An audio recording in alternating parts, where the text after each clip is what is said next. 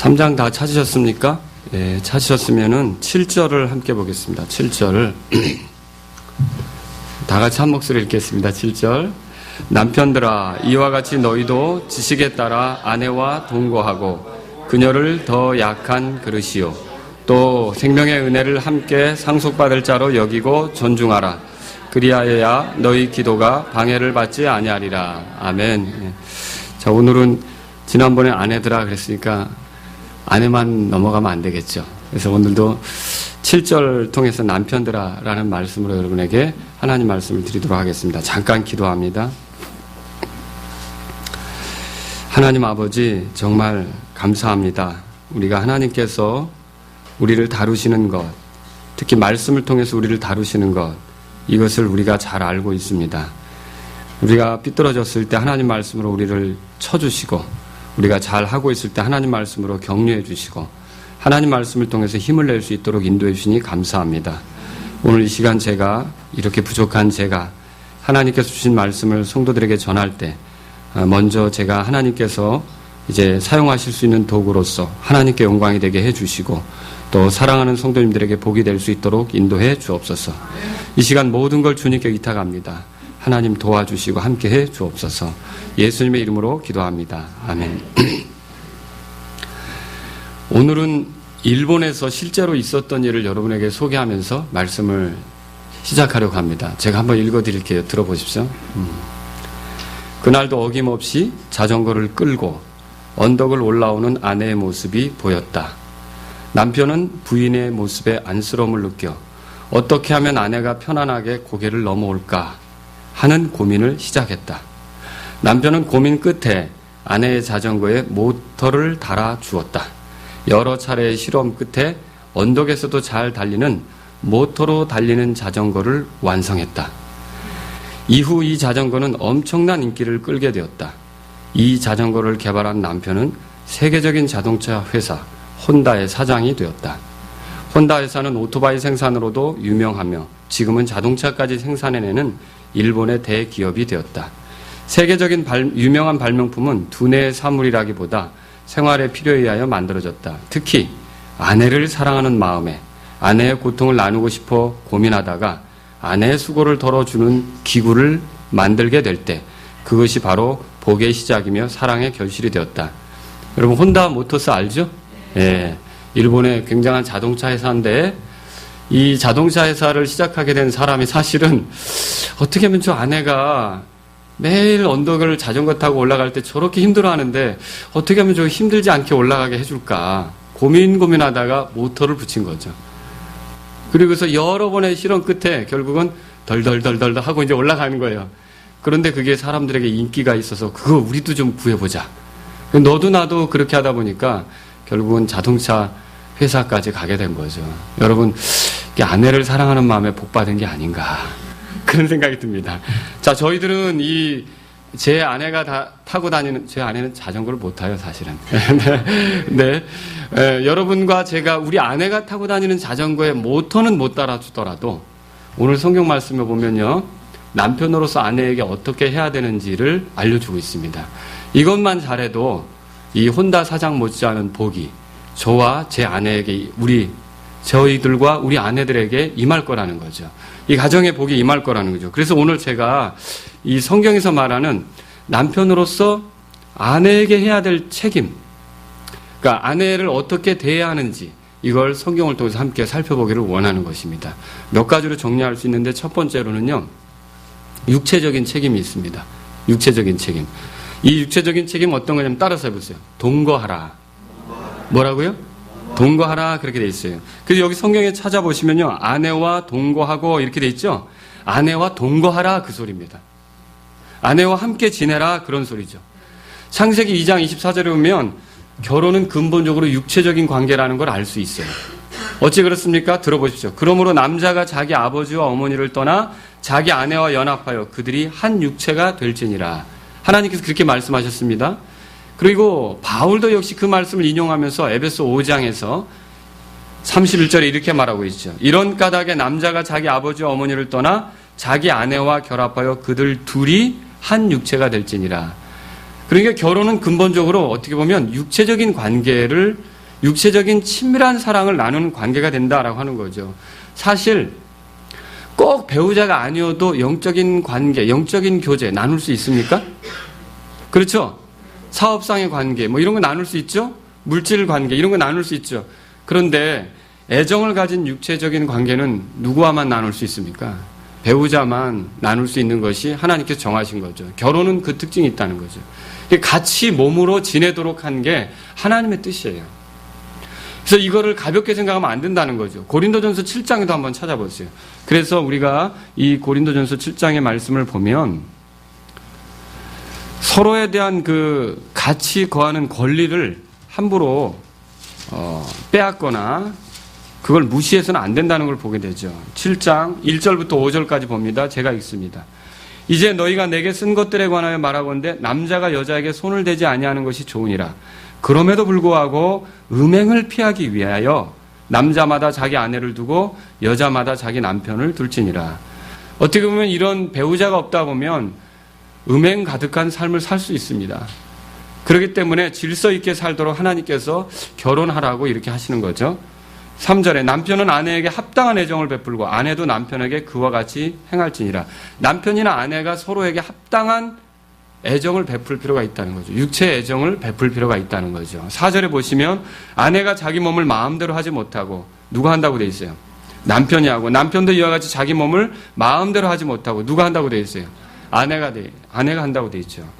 그러니까 남편의 몸은 아내가 마음껏 이렇게 권리를 행사할 수 있는 거죠. 또 아내의 몸은 남편이 마음껏 권리를 행사할 수 있는 거죠. 5절에 너희는 서로를 속여 권리를 빼앗지 말라. 너희가 금식과 기도에 전념하기 위하여 동의를 구해 얼마 동안 그러하는 것은 예외이나 떨어져서 지낼 때가 예외적으로 있죠. 무엇을 위해서? 하나님께 더 나아가기 위해서, 가까이 가기 위해서. 근데 그것도 동의를 구해. 그렇죠? 동의를 구해. 그렇게 단서가 달려 있어요.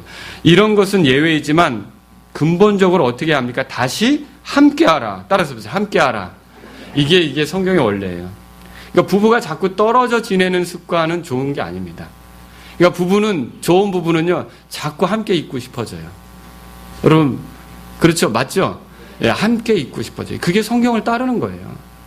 성경을 따르는 거는 자꾸 같이 있으려고 하는 것이 제대로 이제 부부가 그렇게 하는 거라는 거죠. 여기 보면 그래서 이것은 너희가 참지 못함으로 인해 사탄이 너를 시험하지 못하게 하려 함이라. 아주 예리하게 또 말하고 있죠. 자꾸 떨어져 있기를 습관하다 보면요, 사탄이 시험할 수도 있다는 거예요. 그 우리가 시험 받는 거, 그래서 하나님 앞에서 죄를 짓는 거, 유혹에 넘어지는 거, 하나님 그거 원치 않으시는 거예요. 그래서 어떻게 하냐면 우리가 부부가 함께 지내는 것을 원하신다라고 하는 걸 볼 수 있는 거죠. 그래서 남편은 아내와 육체적으로 함께 동거해야 합니다. 근데 여러분 여기 생각할 게 있어요. 그렇다고 밤에 잠자러만 들어오는 게 아니라는 거죠. 잘못 생각하는 분들도 있어요. 이 함께 지내라는 말은 더 폭넓은 걸 얘기하는 겁니다. 자, 함께 시간을 보내는 걸 얘기하는 거죠. 다른 사람의 문제를 해결하러 쫓아다니느라고 바빠서 또 어떤 일을 처리하느라고 다니는데 시간 빼앗겨 바빠서 자기 아내와 함께 시간을 보낼 수 없을 정도가 되면 안 된다는 거죠. 여러분, 아내와 함께 차를 마실 수도 있어요. 아내와 함께 걸어 다닐 수도 있어요. 산책을 나갈 수도 있죠. 아내와 함께 어떤 음악을 같이 들어보면서 이야기를 나눌 수도 있어요. 아내와 함께 또 뭔가를 만들어 볼 수도 있어요. 또 아내와 함께 어딘가를 찾아갈 수도 있어요. 방문할 수도 있죠. 누군가를 만날 수도 있어요. 아내와 함께 책을 읽으면서 서로 읽었던 책 이야기를 나누면서 교제할 수도 있어요. 사실 우리가 아내와 함께 보낼 수 있는 게 굉장히 많다는 거죠. 그런데 이런 그 아내와 함께 하는 것들을 가볍게 생각하고 그렇다면 여기 아내와 동거하라는 말을 이게 주소지만 갖게 하라는 뜻이 아니라 밤에 잠만 같이 자라는 뜻이 아니라 이렇게 계속 아내와 몸과 함께 하려고 시도하라는 뜻입니다. 함께 지내라는 거죠. 함께 하라는 거죠. 왜 그렇습니까? 생각해 보십시오. 저에게 이렇게 묻는다면 저에게 특별한 사건이 생기지 않는 한, 예를 들어 사별이나 이혼의 문제가 생기지 않는 한 하나님께서 우리를 같이 이렇게 살게 한다면 제가 가장 오래 함께 지낼 수 있는 사람은 배우자예요. 맞죠? 아내예요, 아내. 실제로 예를 들어서 어르신들이 아버지 어머니가 계시지만 먼저 또 하늘나라 갈 수도 있는 거 아닙니까? 그죠? 자녀들은 이쁘긴 하지만 출가하면 어떻게 해요? 다 보내는 거 아닙니까? 여러분, 자녀가 출가했는데 내 품에 품어두고 산다? 그거 성경하고 맞지 않습니다. 독립하는 거죠. 그렇죠? 그래서 분명히 아까도 제가 성경을 읽었지만 부모를 떠나 둘이 합하여 한 육체가 된다고 되어 있지 않습니까? 그래서 이 부부가 잘 살도록 사실은 너무 지나치게 우리가 자녀들의 삶에, 그 결혼한 자녀들의 삶에 간섭하면 안 된다는 거죠. 그들이 와서 우리에게 물어오면 모를까 매주마다 와서 보고하고 매일마다 연락하고 남편이 못 오면 아들이 못 오면 며느리라도 오고 이런 거 아니라는 거죠. 그들의 삶이 있어요. 그래서 뭐 돌아다니는 말에 보면 멀어야 되는 게 있다고 누가 그러더라고요. 근데 시댁도 멀고 처가도 멀고 다 멀어야 된다 그러는데 그게 아니라 이게 우리가 이렇게 같이 살더라도 서로 오랫동안 같이 함께 지낼 수 있는 건 배우자라는 사실을 여러분 알아야 돼요. 그렇지 않습니까? 그래서 하나님은 이 배우자와의 관계가 깨지는 걸 원치 않으셔요. 그래서 여러분 이런 거 생각해 보세요. 실제적으로 자녀를 유학 보내는데 이제 딸을 유학 보내는 거예요. 근데 좀 마음이 안 놓여요. 그래서 어머니가 이제 따라가야 돼요. 그러다 보니까 이게 공부가 한 3, 4주 하다 끝나는 게 아니잖아요. 보통 공부하려면 4, 5년, 더 많은 학위를 받으려면 더 오래 걸리기도 하고. 그렇죠? 근데 그동안 부부가 떨어져 지내는 거예요. 그래서 소위 한국에는 그런 아빠들이 많죠. 네, 기러기 아빠. 네, 기러기 아빠라고 그러죠. 여러분, 이거는 성경으로 비춰보면 바람직한 게 아닙니다. 동거하라 그랬어요. 따라서 아내와 동거하라. 그런데 사실 그럴 것 같으면 온 가족이 같이 옮겨가서 유학생활을 후원하든지 아니면 한국에서 다닐 만한 학교를 찾아서 가족이 같이 후원하든지. 근데 아무리 자녀의 교육 문제가 중요하다고 할지라도 부부가 떨어져서 지내는 것은 바람직한 것이 아니라는 거죠. 근데 많이 그렇게 하고 있어요. 또 여러분 생각해 보세요. 장기간의 해외 출장은 어때요? 군복무로 인해서 어쩔 수 없이 전쟁이 벌어져가지고 다급한 상황에서 멀리 떨어져서 지낼 수도 있습니다. 그렇지 않겠습니까? 근데 그게 아닌, 그런 특별한 상황이 아닌, 그런데도 돈을 벌기 위해서 1년, 2년 장기간 해외 근무로 부부가 떨어져 지내야 되는 거예요. 사실 이것도 어떻게 보면 바람직하지 않습니다. 왜 그래요? 따라서 아내와 동거하라. 예, 그 말씀을 안 지키는 거라는 거죠. 아내와 동거하라는 말씀을 안 지키는 거라는 거죠. 또 생계를 위해서 남편과 아내가 활동 시간이 달라져요. 예를 들면 아내는 밤에 일해야 되고 남편은 낮에 일해야 된다. 아니면 반대로 아내가 낮에 일하고 남편은 밤에 일해야 된다. 그래서 같이 이렇게 함께 보낼 수 있는 시간이 적어요. 거의 내가 퇴근하면 아내가 나가는 거예요. 아내가 퇴근하면 내가 나가는 거예요. 예, 이것도 여러분 가만히 생각해 보세요. 이렇게 맞벌이를 해서 이런 식으로 이 일이 진행되다 보면 어떻게 되겠습니까? 부부가 서로 대화할 시간, 마음을 터놓고 이야기할 시간, 뭐가 같이 공동으로 활동할 시간, 이런 게 주어지겠습니까? 위험하다는 거예요. 이게 왜 이게 바람직하지 않습니까? 따라서 아내와 동거하라. 아내와 함께 지내라고 하는데 그런 것들, 돈이 아무리 좋아도 결국은 사탄이 틈탈 수가 있다는 것이죠. 그래서 이런 것들은 바람직한 게 아니에요. 또 교회 생활도 마찬가지예요, 여러분. 우리 교회는 이제 그런 분들은 없지만 아침부터 저녁까지 스텝도 아닌데 출근하시는 그런 성도가 있다고 생각해 보세요. 여자분이. 그런데 교회 가방 딱 짊어지고 왔지만 집에는 설거지도 하나도 안 됐어요. 방 청소도 안 됐어요. 빨래도 안 됐어요. 근데 오직 믿습니다예요. 그래가지고 막 전적으로 밤늦게까지 한 11시, 12시까지 기도하다 가는 거예요. 아내는 이제 열심히 하나님을 믿는 것 같은데 남편은 늘 기다리다가 지쳐서 자는 거죠. 여러분, 이거 바람직하지 않습니다. 이거 그 아내에게 있어서 첫 번째로 챙겨야 될 사람 남편이라는 거예요. 여러분, 이거 성경적입니다. 디도서 2장 보세요. 디도서 2장. 디도서 2장.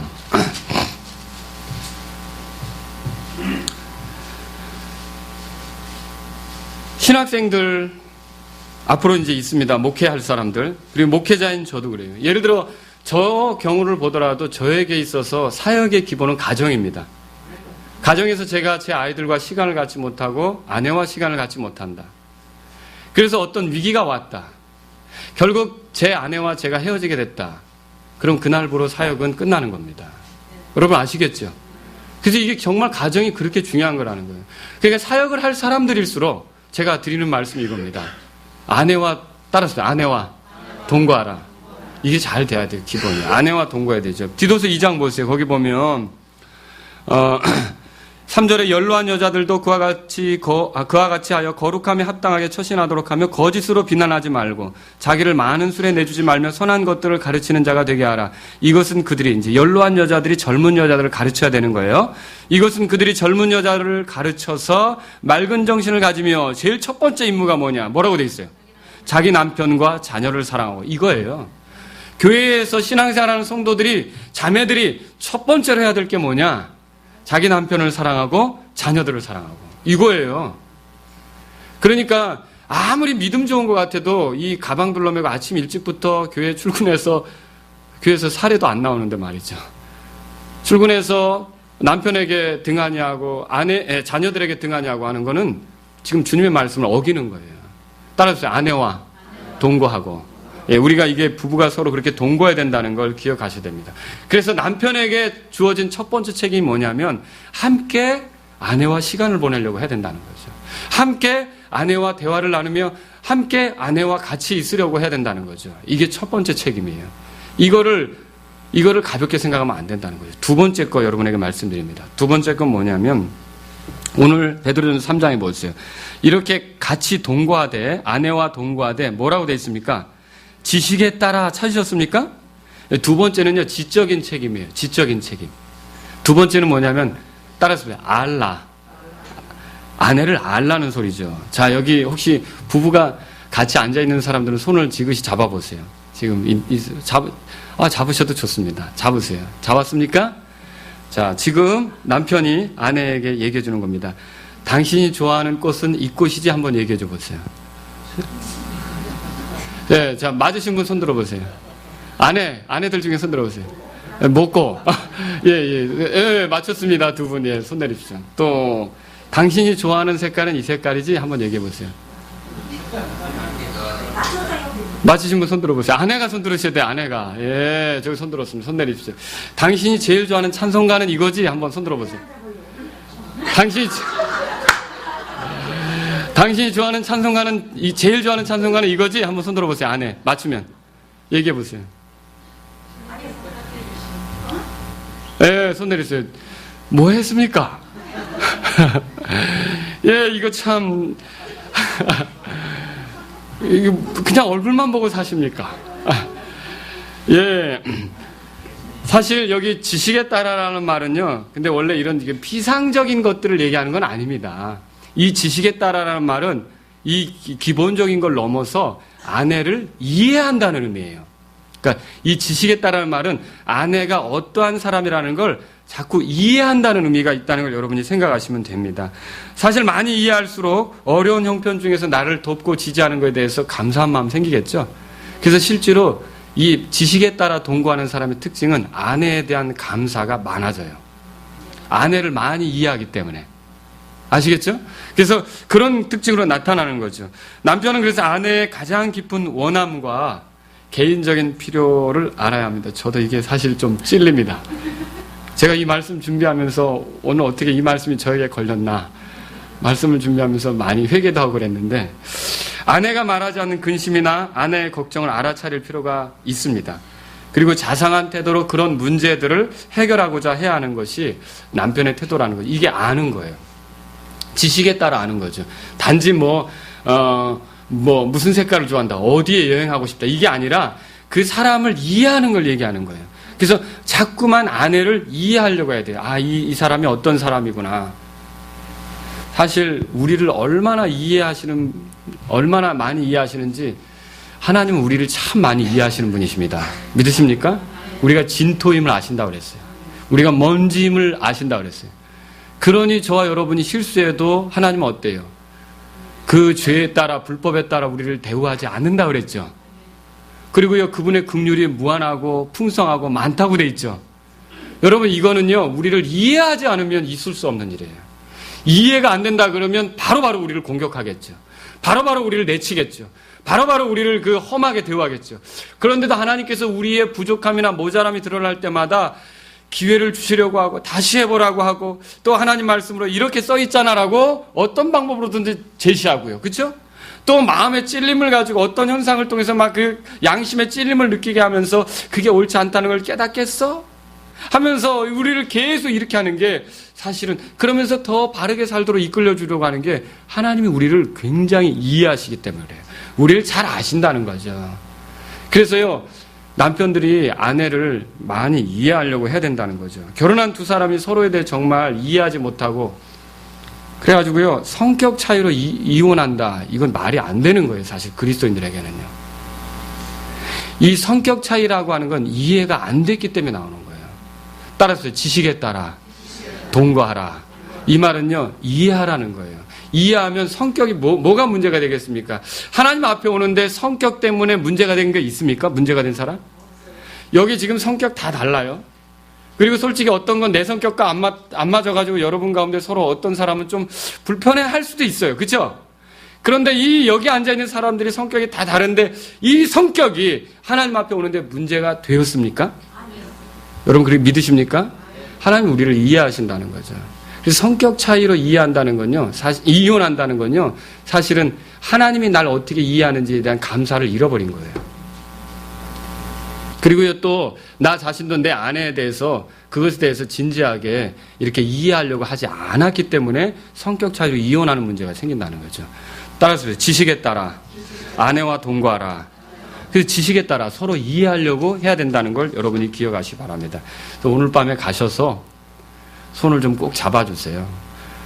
많이 이해하지 못했는데 노력하겠다고 좀 남편들에게 하는 말씀입니다. 저도 그렇게 해볼게요. 알겠죠? 예, 세 번째로 드리고 싶은 말씀이 있습니다. 세 번째는요, 정서적인 책임이 있어요. 정서적인 책임 뭐냐면 여기 7절에 보니까 이렇게 돼 있죠. 그녀를 더 약한 그릇이요 또 생명의 은혜를 함께 상속받을 자로 여기고 뭐라고 돼 있어요? 존중하라 그렇게 돼 있어요. 이 아내를 존중한다는 건요, 무슨 말이냐면 아내를 우선시한다 그런 의미가 있어요. 아내를 우선시한다. 자, 아내를 몸종으로 생각한다. 그러면 그 남편도 뭐가 되는 겁니까? 머슴이죠, 머슴. 몸종하고 사는 머슴이죠. 그죠? 근데 아내를 여왕으로 생각한다. 그럼 그 남자는 뭐가 되는 겁니까? 제왕이 되는 거죠. 여러분, 그래 아내를 당신은 나의 여왕이야. 좀 한번 해보세요, 지금 시간에. 시간을 드리겠습니다, 아내에게. 오, 마이 퀸. 여러분, 그 아내를 이렇게 굉장히 귀하게 생각해야 된다는 거죠. 사실 여기 존중한다는 말은 아내를 상석에 둔다라는 의미가 있어요. 상석에 둔다 그런 의미가 있어요. 그래서 남자는요, 아내의 마음, 그러니까 아내를 생각할 때 자기의 마음, 자기의 생각, 자기의 스케줄, 자기의 말, 자기 행동에서 우선순위가 되도록 가장 큰 자리에 아내를 배려할 수 있어야 된다는 거죠. 자, 사실 여러분이 저에게 목사님 전화를 했어요. 따르릉 전화를 했어요. 오늘 목사님하고 한번 식사를 하고 싶은데요. 그런데 제가 어쩌죠? 오늘 제 아내하고 약속이 있는데 그럼 어쩔 수 없어요. 특별한 오늘 뭔가를 하기로 했는데 오늘 제가 어떤 날 이종구 형제님한테 전화를 했어요. 이종구 형제님 오늘 좀 식사 좀 할까요? 그런데 이종구 형제님이 목사님 오늘 제 아내에게 특별한 날이라 뭔가 특별한 약속이 있는데요. 내일이나 모레 만나시면 안 될까요? 그럼 그렇게 하세요. 이렇게 할 수밖에 없다는 거죠. 우리에게 있어서 그러니까 하나님이 우선이시지만 하나님 다음으로 사람이 사는 세상에서 누가 우선이 돼야 됩니까? 아내가 우선이 돼야 된다는 걸 성경이 말하고 있다는 거죠. 그래서 아내를 존중하라 그렇게 말하고 있다는 거죠.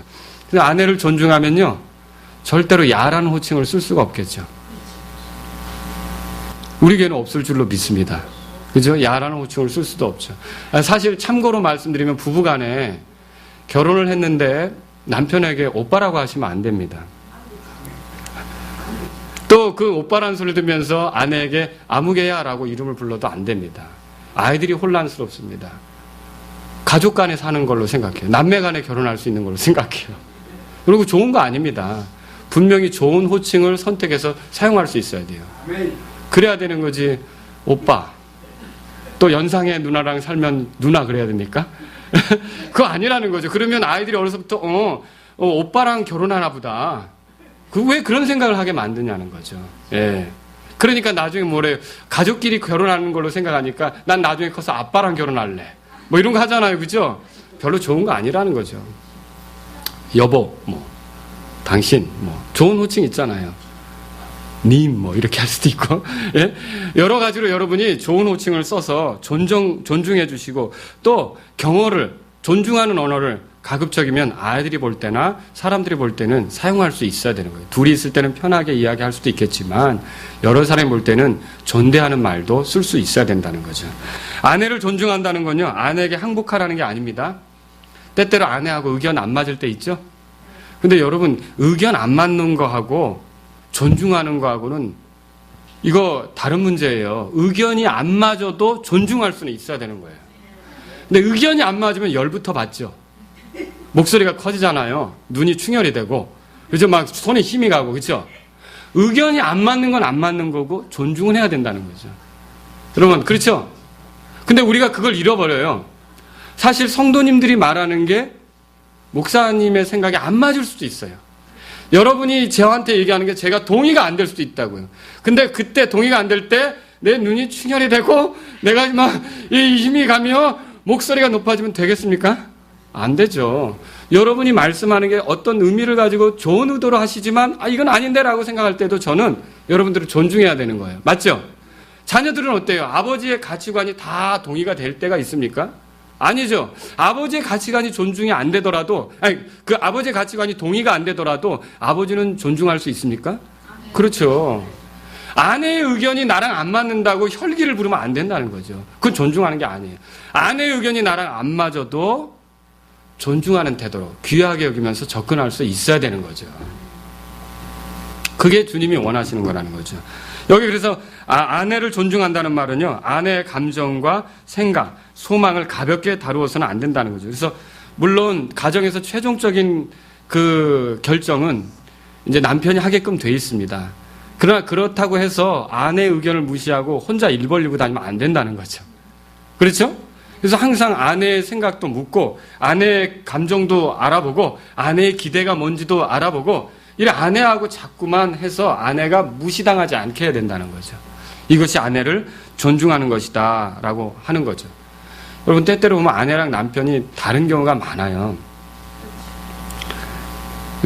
한번 여러분 서로 얼굴을 보세요. 내가 내 배우자하고 몇 프로나 좀 한 50%나 같은지. 다른 게 많아요. 달라요. 근데 이런 다른 게 놀랍게도 어떤 역할을 하냐면 시간이 지났을 때 이런 고백을 할 때가 있다고요. 나랑 다른 성격 때문에 도움을 많이 받아요. 그렇게 말한 적이 있죠. 그렇죠? 또 그런 다른 성격이 처음에 매력이 있고 끌려서 사람이 또 접근하게 되기도 하는 거 아닙니까? 하나님은요, 놀랍게도 이렇게 조금 다른 사람들을 붙여서 서로 모자라는 걸 보완하게 하시는 그런 분이시라는 거죠. 그러니까 나와 좀 다르다는 걸로 내가 막 흥분할 게 아니라 그래도 존중하면서 들어보고 또 이렇게 이해하려고 하고 이런 자세로 여러분이 가야만 좋은 가정생활을 할 수 있다는 걸 믿으시기 바랍니다. 예. 또 여기 보면요, 아내를 존중한다는 말은요, 아내에게 힘이 된다는 말입니다. 힘이 된다는 말. 여기 더 약한 그릇이라는 말이 있어요. 근데 저도 제가 이 말씀을 준비하면서 생각을 해봤어요. 제 사무실 책상에 컵이 하나 있습니다. 근데 그 컵을 대할 때마다 항상 조심조심해요. 그냥 이상하게 의도적으로 조심조심을 하게 돼요. 왜냐하면 제가 전에 컵을 깨트린 적이 많거든요. 그러니까 어떻게 하냐면 널치지 않게 잘 잡아야지. 이게 생각이 되는 거예요. 이렇게 해야지. 이걸 제가 그렇게 생각하면서 한다는 거죠. 왜 그렇죠? 이거 잘못 가볍게 다루면 깨지니까. 여기 그 연약한 그릇이라는 말은요, 화병이나 도자기를 얘기하는 거예요. 깨지기 쉬운. 절대로 아내를요, 농구공 다루듯이 하면 안 됩니다. 축구공 다루듯이. 이거는 좀 깨지기가 쉬운 그릇이다라고 하는 거죠. 컵을 다룰 때 조심조심함으로 아내를 다루려고 해야 된다는 거죠. 여기서 약하다라는 것은요, 들어보세요. 아내가 약하다. 뭐가 약한 것 같아요? 도덕적으로 약하다. 아내는 여자는 남자보다 죄를 짓는데 더 쉽다. 맞아요, 틀려요? 여자가 남자보다 죄를 짓는 게 더 쉽다. 맞아요, 틀려요? 틀리죠. 그러면 이게 영적인 거냐? 여자가 남자보다 마귀에게 유혹받기가 더 쉽다. 맞아요, 틀려요? 이게 틀리죠. 이것도 아니죠. 그러면 이게 정신적인 거냐? 여자가 남자보다 오래 참지 못한다. 이거 맞아요, 틀려요? 애기 낳는 거면 그렇게 말 못하죠. 그죠? 애기 낳으면 나보지도 않은 남자들이 어디서 감히 그렇게 얘기를 할 수가 있겠어요. 그죠? 말도 안 되죠. 그럼 이게 뭐냐? 사실 우리 교회 형제님, 자매님들, 결혼한 부부들만 모아놓고 가르는 거예요. 줄다리기를 하는 거예요. 남자하고, 그러니까 형제님 팀, 자매님 팀을 줄다리기 시키는 거죠. 부부를 똑같이 나눠가지고. 그러면 어느 팀이 이길 거라고 여러분 생각하세요? 당연하죠? 왜 그래요? 하나님이 희한하게 남자들은 근육이 좀 더 발달하게 만들었어요. 어떤 역도 선수 장 누구 말고는 되게 보편적인 자매님들이 좀 부드럽게 돼 있지 근육이 발달하지는 않는다는 거죠. 그죠? 그래서 어떻게 남자들이 더 힘을 잘 써요. 그러니까 이게 뭐냐면 힘든 일들은 남자들이 해야 된다는 거죠. 아내가 피아노를 옮기게 하면 안 되고 세탁기를 옮기게 하면 안 되고 아내가 남자들이 그런 일들을 해서 남자들이 힘을 쓰는 일을 해야 된다는 거죠. 사실 교회에서도 좀 자매님들이 뭐 무거운 거 나르는 거 있으면 집에서 하던 습관이 나와서 좀 남자들이 어우 자매님 이런 거 드시냐고 내가 해드리겠다고 이런 교회가 될 수 있기를 주의 이름으로 바랍니다. 네. 그래야 되는 거예요. 그 아내들이 여자들이 약하거든요. 그래서 여기서 또 약하다는 건요. 약한 그릇이라는 표현은 가정폭력에 대한 엄단이기도 해요. 베드로의 말에 의하면 이게 무슨 뜻이냐면 월등히 힘 있는 남자가 그렇게 약한 여자에게 주먹을 휘두르는 꼴이 역겹다라는 뜻이에요. 있을 수 없다는 거죠. 아내를 존중한다는 말은요. 함께 상속받을 자로 귀하게 여기라는 건데요. 함께 상속받을 자로 뭘 상속받느냐면 생명의 은혜라고 여기 써 있어요. 이건 뭐냐면 두 사람이 낳게 될 자녀들을 말해요. 여러분 여기 시편 127편 3절에 보면 보라 자식들은 주의 유산이요 태 열매는 그분의 보상이로다. 자, 부부가 싸우는 건 맞아도 때때로 그렇죠. 자녀들을 놓고는 마음이 되게 같아요. 정상적인 부부는요. 그죠? 애정도 같고요. 잘 되기를 바라는 것도 같고요. 뭘 자꾸 주고 싶은 것도 같고요. 자녀들에 대해서는 생각이 어떠냐면 일치가 돼요. 그러면서 그 일치된 마음 때문에 또 싸우다가도 풀어지는 거예요. 그러니까 이런 생명의 은혜를 함께 나누면서 위로가 되고 또 이 세상을 살만한 맛을 느끼고 이렇게 된다는 거죠. 그래서 하나님께서는요. 아내를 존중하라 이렇게 성경에서 얘기하는 거죠. 따라서 아내를 존중하라. 예, 여러분 아내를 존중하는 것이 우리의 책임이라는 거죠. 네 번째로 드리고 싶은 말씀이 있습니다. 네 번째는 영적인 책임이에요. 여기 끝에 보니까 그리하여야 너희 기도가 방해를 받지 아니하리라 그렇게 돼 있죠. 자, 기도가 방해를 받는다는 말은 무슨 뜻입니까? 기도 응답이 안 된다. 단순히 그게 아니에요. 물론 그것도 안 되죠. 기도 응답도. 여기는 그 차원이 아니에요. 기도하기가 껄끄러워진다는 거예요. 솔직히 기도하기가 껄끄러워져요. 기도하기가 어려워진다는 거죠. 만일 여러분이 기도를 방해받고 있다면요. 누군가 기도를 할 때 그걸 들어도 아멘 하기가 어려워요. 그런 경우는 아니 원래 기도하고 싶지 않고요. 어쩔 수 없는 상황에서 기도를 하더라도 아멘이 안 돼요. 내가 지금 아내와 불편한 상태에 있는데 그 힘든 가운데 있는데 불화 가운데 있는데 여기서 누가 기도를 하는데 아멘 이게 여기서 쉽게 안 나온다니까요. 솔직하게 양심이 있으면. 그리고 그렇지 않습니까? 저희 기도가 방해를 받는다는 말은요. 껄끄러워진다는 거예요. 다시 말하면요. 남편이 육체적인 책임이나 지적인 책임이나 이런 정서적인 책임을 소홀히 해서 관계가 틀어져 버릴 때는요. 기도 생활이 틀어지게 돼 있다는 거죠. 그러니까 하나님과의 관계도 좋겠습니까? 안 된다는 거죠. 아내와 다투고 기도한다는 거 쉽지 않은 거예요. 서로 대립하고 입씨름한 후 손잡고 함께 기도하는 거 쉽지 않아요. 남편이 그럴 때 아내가 다가와서 미안해 우리 기도 같이 하지 라고 하면 뿌리칠 거예요. 아직 안 풀렸으면. 그죠? 뿌리치겠죠? 그런데 또 당신이 그 교회에서 그런 일 하면서 그러면 안 되지 라고 또 아내가 딱 그러면 마지못해 손을 주겠죠. 근데 아내가 또 간절히 주님 제가 참 잘못한 것 같습니다 하고 이제 기도하는데 우리 잘 되게 해주세요. 막 이렇게 기도할 거 아닙니까? 근데 그때 여기서는 아내를 존중하는 마음이 아니에요. 아내를 이해하는 마음이 아니에요. 그러면 아멘이 될까요? 안 될까요? 붙잡고는 있어도 아멘이 안 되죠. 기도가 방해받는 거죠. 결국 기도가 방해받으면 주님과의 교제가 틀어지는 거예요. 주님과의 교제가 틀어지면서 주님의 일에 열매가 있기를 바라는 건 잘못이라는 거죠. 여러분 이거 잘 생각하셔야 돼요. 요한일서 4장 20절에 어떤 사람이 내가 하나님을 사랑하노라 하고 자기 형제를 미워하면 그는 거짓말하는 자니 자기가 본 자기 형제를 사랑하지 아니하는 자가 어찌 자기가 보지 못한 하나님을 사랑할 수 있으리요. 형제라는 말로 읽었지만 아내라는 말로 넣어서 읽어보세요. 보이는 자기 아내를 사랑하지 못하면 하나님 사랑하는 것도 사실은 제대로 되지 않는다. 이 얘기를 지금 여기서 하고 있는 거죠. 부부 사이에 문제가 생기면 제일 먼저 방해가 되는 것이 기도예요. 그래서 기도가 안 나오죠. 감사 기도도 안 나오고요. 뭘 요청할 수도 없어요. 실제로 요청이 됩니까? 요청이 안 되죠. 뭐 해주세요. 이 말이 안 나온다고요. 여기가 불편한데. 그죠? 그러니까 이 기도가 방해받지 않도록 하기 위해서 우리는 어떻게 하냐? 이 화목한 관계를 아내하고 유지하려고 해야 돼요. 여러분이 기도 생활이 잘 되고 있으면 남편하고 지금 아내하고 서로 화목한 상태로 잘 되고 있는 그런 표시이기도 하죠. 근데 뭔가 모르게 기도가 자꾸 힘들다 그러면 한번 점검도 해보세요. 점검도 해보시라는 거죠. 남편이 영적인 사람이 되기를 원하십니까? 아내분들? 정말로요? 우리 남편이 영적인 사람으로 하나님과 좋은 관계에 서길 원합니다. 이거 원하십니까? 아내분들? 그러면요, 남편을 공격하는 일을 중단해야 돼요. 남편을, 아멘. 남편을 반대하는 일도 중단해야 돼요. 남편을 대적하는 일도 중단해야 돼요. 남편을 불안하게 하는 일도 중단해야 돼요. 남편에게 잔소리를 퍼부어서 막 힘들게 하는 일도 중단해야 돼요. 기도가 안 된다니까요. 반대로 여러분, 그래서 어떻게 해야 돼요? 빨리 이해와 사랑과 긍휼로 남편을 품어야 돼요. 그래야 남편이 영적이 돼야 돼요. 영적인 사람이 돼요. 남편이 영적인 사람이 되기를 원한다면 아내들이 그렇게 해줘야 된다는 거죠. 반대로요, 남편 역시 영적인 사람이 되려면 아내를 향한 분을 오래 품고 있으면 돼요, 안 돼요? 안 되죠. 미움, 불안한 감정, 아내를 하면 돼요, 안 돼요? 이거 빨리 풀어야 돼요. 그래서 남편들이 영적으로 힘든 이유들 중에 하나가 뭐냐면 아내와의 관계가 지금 틀어져 있기 때문일 수 있다는 거죠. 그래서 남편은 이걸 빨리 풀어버리려고 해야 되는 거예요. 남편과 아내가 그래서 함께 기도하면 얼마나 좋습니까? 그죠?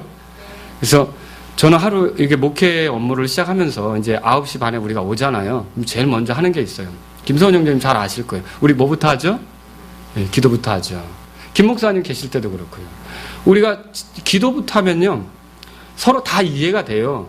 그러니까 제가 여러분을 위해서 기도를 하면 여러분이 저한테 무슨 말을 와서 하든지 다 이해가 돼요.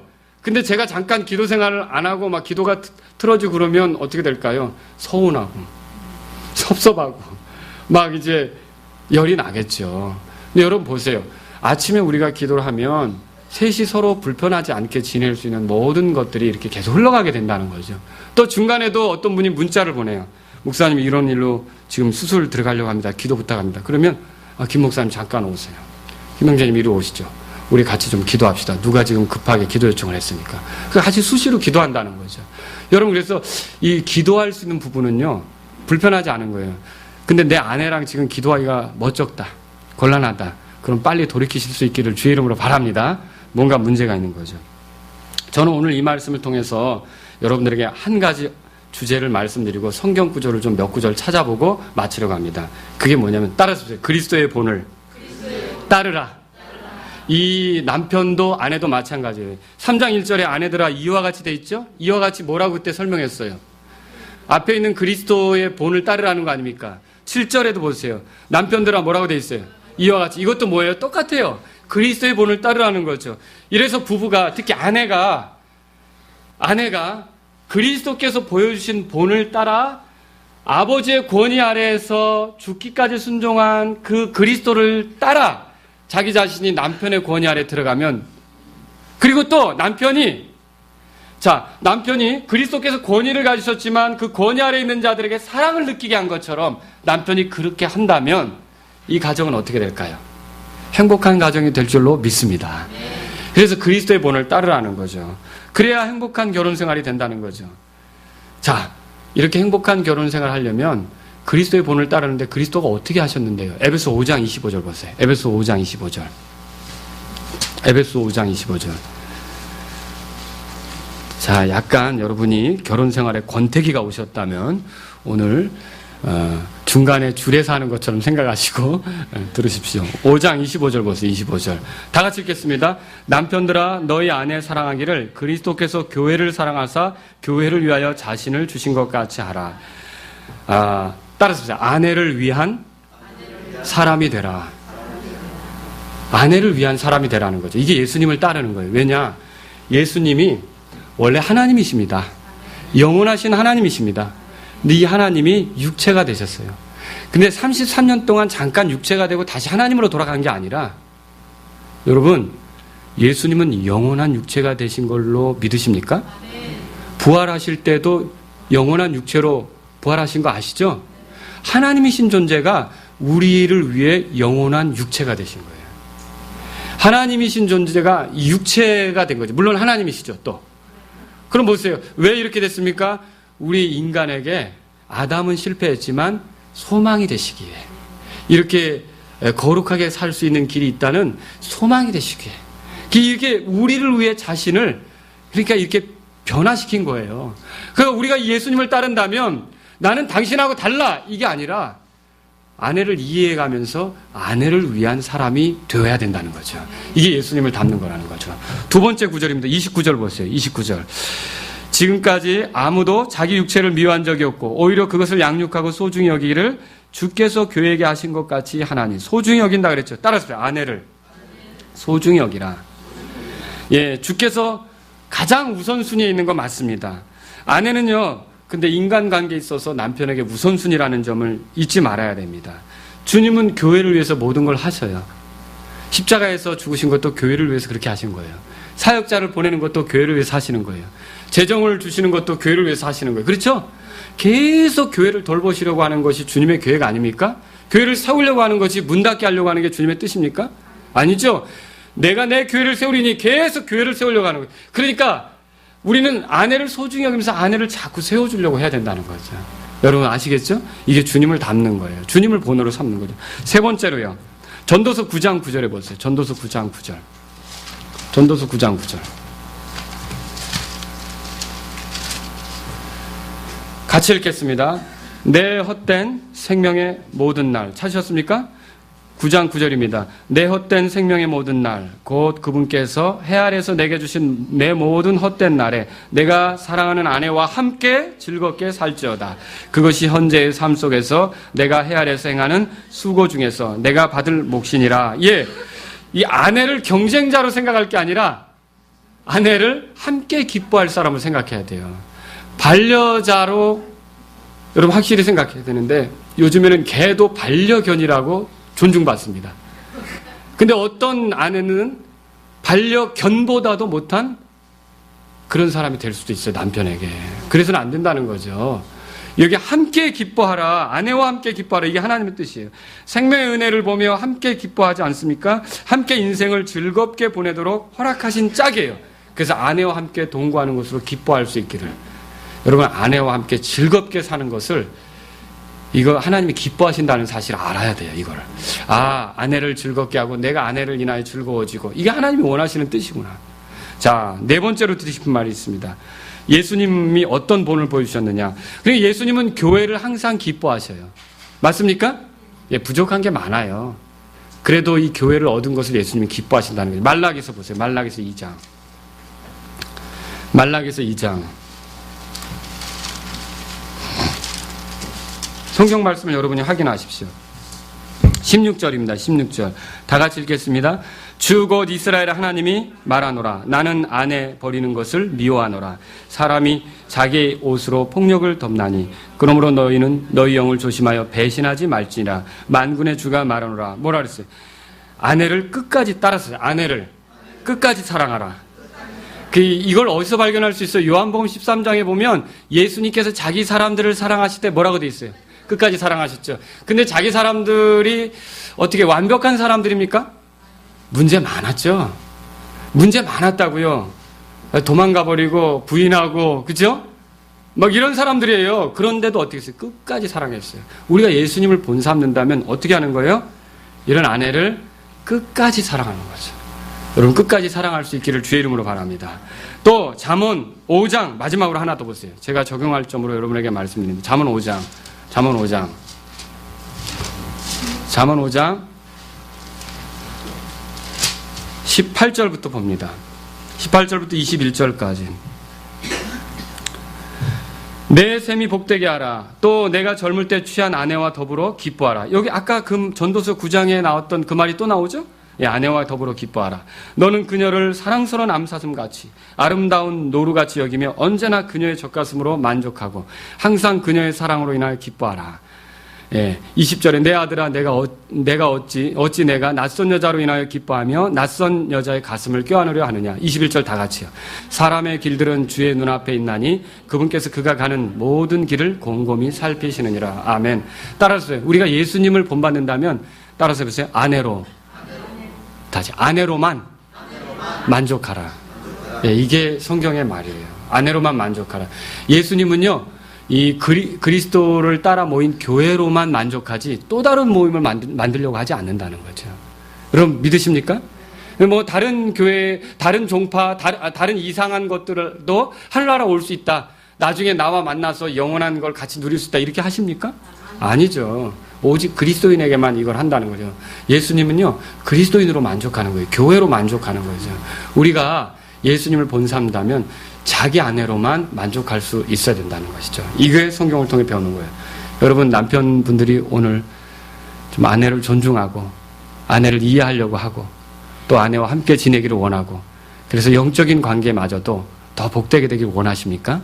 네, 그런 분들이 되길 주의 이름으로 바랍니다.